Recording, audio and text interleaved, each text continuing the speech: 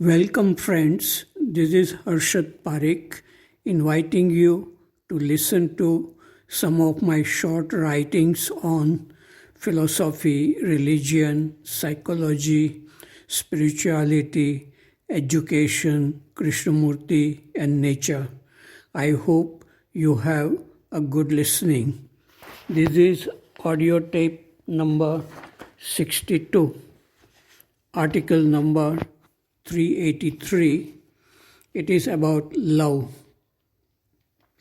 Love is the greatest treasure.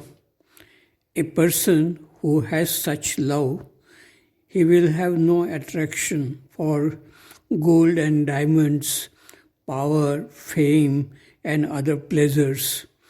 This is because such a person does not have a sense of self or ego.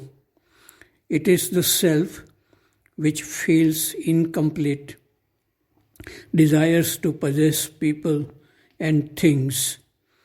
When there is no self, who is there to desire things? There is no division between the observer and the observed in such a state of love. Love is its own fulfillment. Such love is a rare phenomenon. Buddha, Christ, Kabir, Mirabai, Ramakrishna, Ramana, Krishnamurti, and others indicated that such a state of love is possible for human beings. But very few human beings will give all their energy and attention for such a state. Article number 384. It is about attention turned inward. Young scholars from Bangalore come to Rishi Valley to do research on birds, butterflies, lizards, and insects for their PhD degree. They spend several years concentrating their energy and attention on behavior of birds and insects. At the end of their work, they write some research papers for publication. Later on, they may find a job in a college or a research organization to continue their work. This is the way scientists work. I also worked like a scientist for some years after a PhD degree in electrical engineering.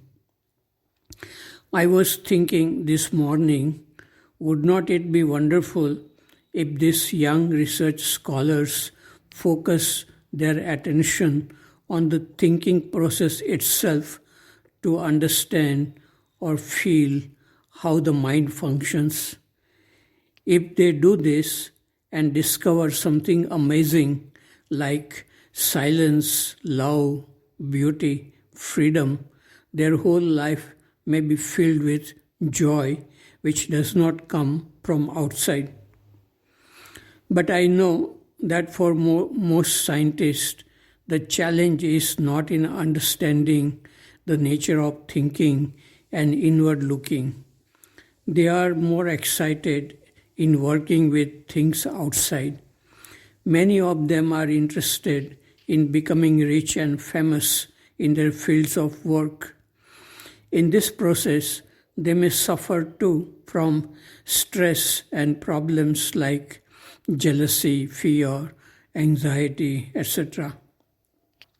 I too could have gone in that direction where there are money and fame with problems like stress and fear, jealousy, etc.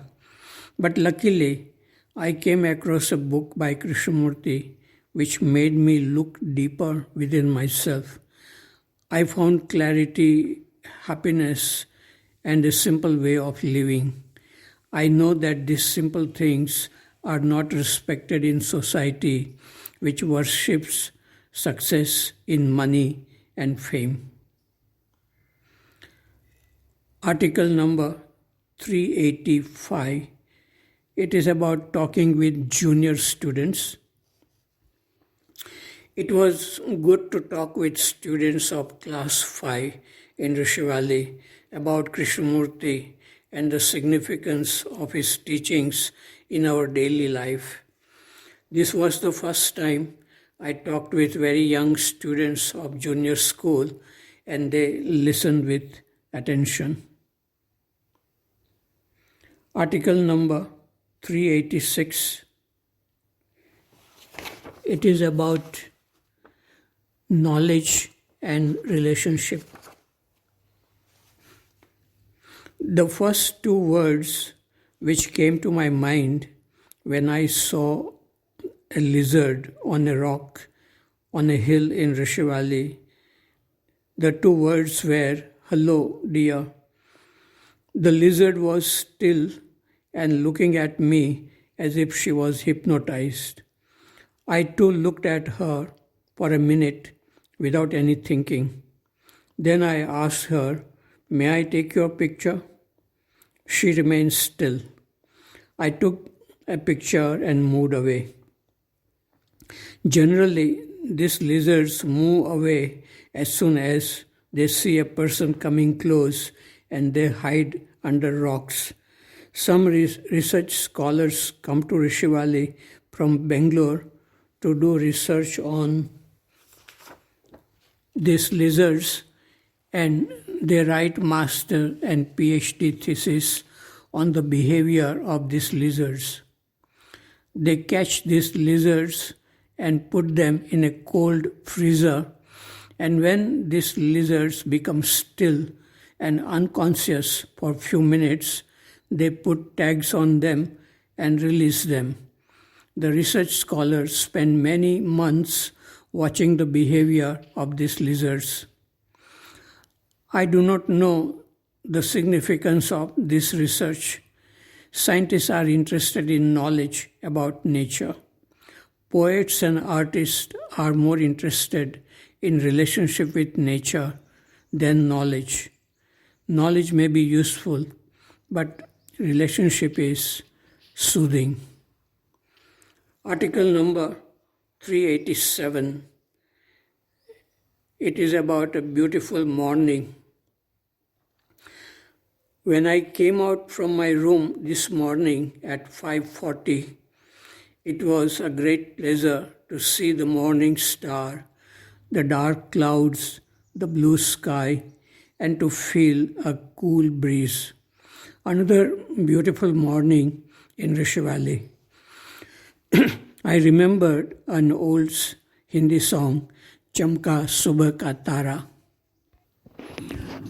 Article number 388, about Hindi language in South India. I studied in a Gujarati medium school in Gujarat. 3 languages, Gujarati, Hindi, and English, were compulsory for all students in the school. Sanskrit was optional. I studied Sanskrit for 3 years in this school.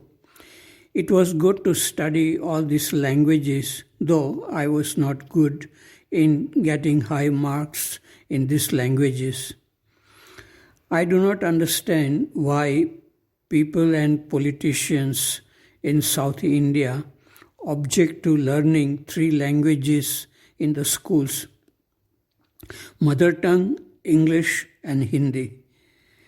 Children learn languages fast, and it is useful to learn Hindi for people in South India, especially when they travel in North India.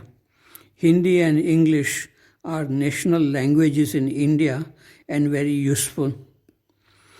I like to know why people in South India feel that learning Hindi is not necessary for them.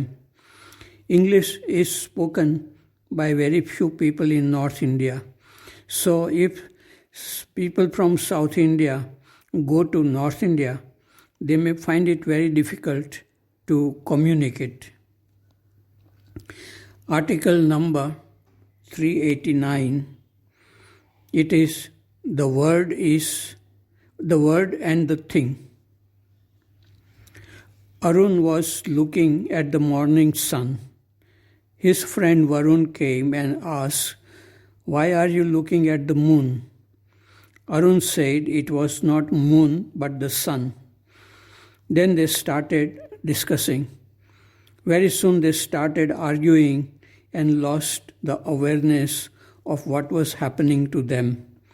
They became agitated, lost the peace of mind, and parted as enemies. They did not know that the thing they were looking at remained what it was, whether they called it sun or moon.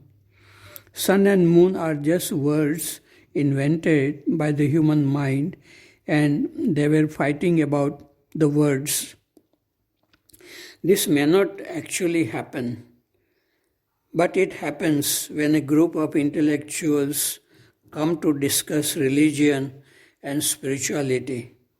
One person uses a word like awareness, another uses a word like self, someone uses words like Brahman and Nirvana.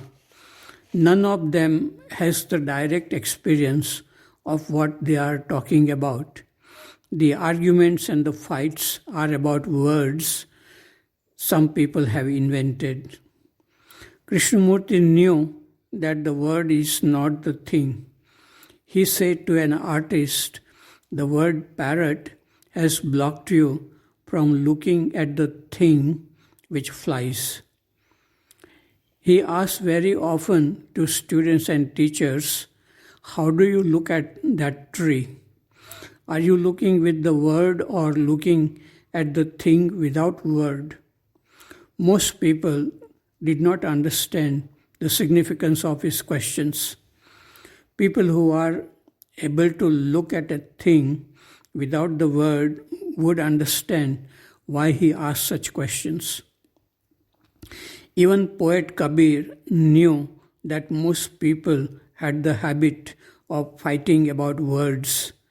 In one of his poems, he said, Hindu says he loves Ram and Musalman says he loves Rahman.